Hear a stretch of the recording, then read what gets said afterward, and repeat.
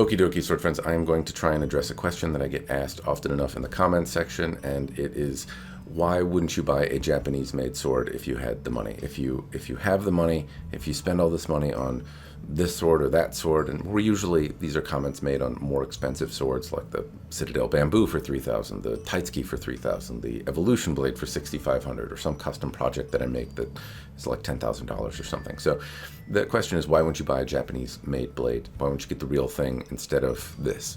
And I'll tell you, there's a nice way to ask this question, and I'd love it if you sword friends out there watching this video, answer the question yourself in the comments section. Why would you want a sword made outside of Japan? And imagine that it's asked in a friendly way. Imagine it's a person that enjoys nihonto, has always wanted one, sees all of these other options, and is kind of curious, why would I invest money in a sword outside of Japan? What's the point of these? It seems not to be along the lines of a thing that I always thought I wanted. So imagine this polite ask of the question and try to answer it yourself. But I will point out that there is also a real dickish way to ask this question. Like, why don't you buy nihonto? Why don't you just have more money, poor person? Why don't you just like the same things I do? And it's a real condescending, gatekeepy, asshole way to ask the question. And if that's the case, then don't be a jerk. I don't know. People like different things. They have different purposes. Try to think of somebody's use outside of your own, and maybe it will inform you. But I will try to do that here. I will try to answer it as though it was asked in a friendly way and not in the often very condescending tone that it is asked in. So people like them and want them for different reasons and different things. So if you buy a nihonto, first I'll just talk about the money. Fundamentally, they cost more money. If I compare new to new, if I go to buy a new Japanese Shinsakuto, if I go to Tazando's website, the least expensive option I can find is about $6,500 for a blade that isn't in like a usable kosher eye, I think. And it's pretty easy with a bohi here, some fittings there, a handle wrap to get it zhuzhed up just a little bit to spend $10,000. Now, it's possible you could get it maybe $8,000 as a starting point for the least expensive option there. So why wouldn't you do that versus the Taitsuki for $3,000? Well, it's $5,000 more. Why don't you just buy the most expensive car? I don't know. I don't have an extra $5,000. I want a nice sword, but I don't have enough money to get into the ballpark of those swords. Now, you could also say, well, there are used Japanese swords, and often you can find them for less money than $8,000. Very true. However, they are harder to find. It's much easier to fall prey to like fakes and things like that than something that has a branded production piece that you are a little bit more sure is what it is disclosing that it is and holds the value that it theoretically does. Nihonto are often faked. There's a lot of kind of skeevy dealers out there.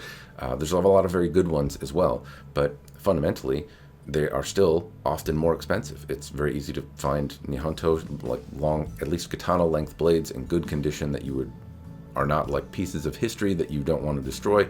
They're not usually $3,000, not in a finished condition. And they might be, but if they are, they're not like accessible every day. And maybe I'm wrong on that. If I am, throw some websites where you can buy a Japanese Shinsakuto in some sort of used format that's available readily in the equivalent $3,000-ish price point.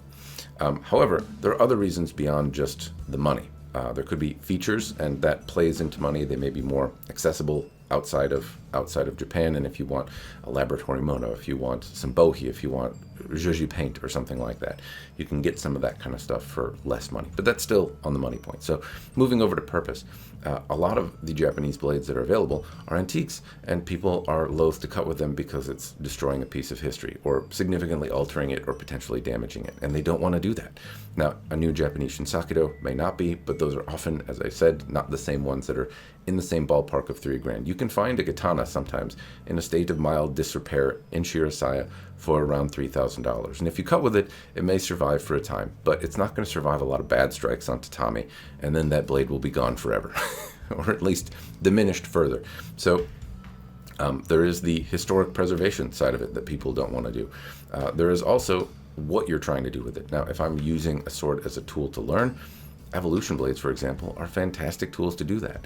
They glide in and out of the scabbard much better than a lot of antiques do that have aged and warped and are not in a brand new state. It allows me to focus on what I'm trying to learn in the martial art.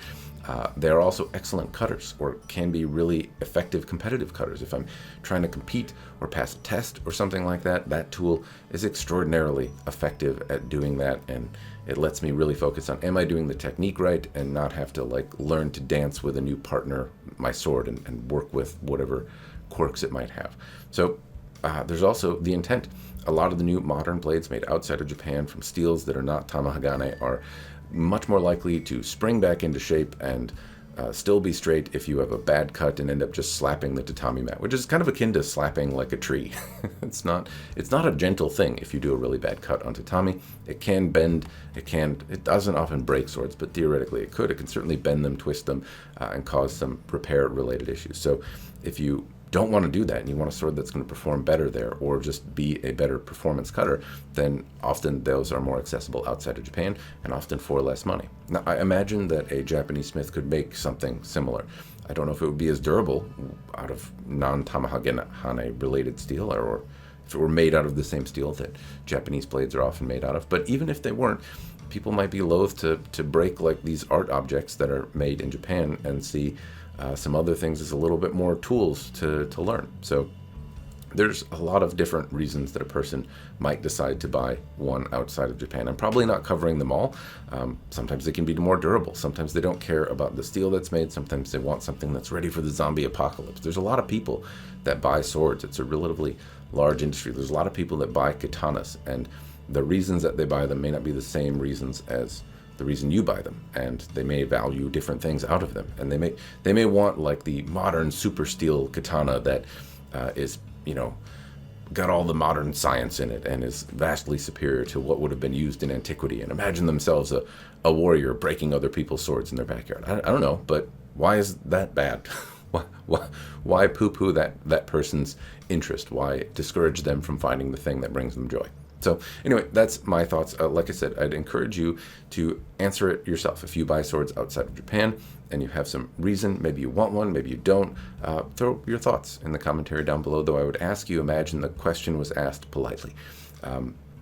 Likewise, if you feel like, why would you only buy swords made in Japan?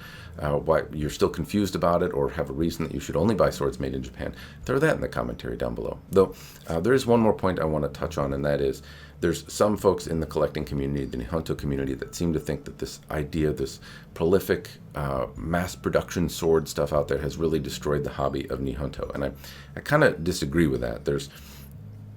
I understand that there's a lot of people out there, myself included, that own a number of non-Japanese made swords that are less expensive, and that money could be spent on a genuine Japanese made blade. I certainly have enough swords around me to have that investment equal any nihonto of some significant value. However, I don't think that I would have been interested in Japanese swords at all had I not had accessible, inexpensive swords available. It's the accessibility and the learning things and discovering things and having an object in my hand to learn that fueled my interest and continued to keep me interested over time. And now I do buy nihonto. Now I'm a collector. Now I'm a person that invests a substantial amount of money in this hobby, in this community, with these smiths, and I'm in it because of the accessibility of those cheap mall katana. And if they weren't there, I probably wouldn't be. And I imagine there's a lot of other people that, like me, started there and were fueled by the things that they had, were discouraged by the fact that they sucked, they had flaws, and wanted something better, and came to appreciate what nihonto or shinsaku or genuine Japanese-made blades offer, and have since collected them, but otherwise wouldn't. I would have, if they weren't available, I would have been into cars or golf clubs, or I don't know, some other five-headed doofy boomer man hobby. That would be what I would do instead. But I don't. I've been fueled, I'm invested in the hobby, and I do participate and I do buy those things, but I certainly wouldn't have, I don't think, if it were not for the availability. I certainly was not a smart enough teenager to be like, you know what I'm going to do? I'm going to save up $10,000 and then buy one thing with that. That's what I'm going to do. No, it would have been blown on PlayStation games or something like that. So anyway, I think that's also a worthy consideration to note, is that they do fuel interest in the hobby, and they are an accessible way to join in, to learn something, and to see if the hobby's for you, and makes it a lot more approachable to a lot more people. And I think there's a lot more folks in the hobby because of that, rather than a lot more people that buy a bunch of cheap Chinese made swords and then never buy a nihonto. I don't think they're competing for the same dollar personally, but that's my take. Anyway, I've given you a lot to pontificate on. I'd appreciate your commentary if you have any. Cheers, and thanks for watching.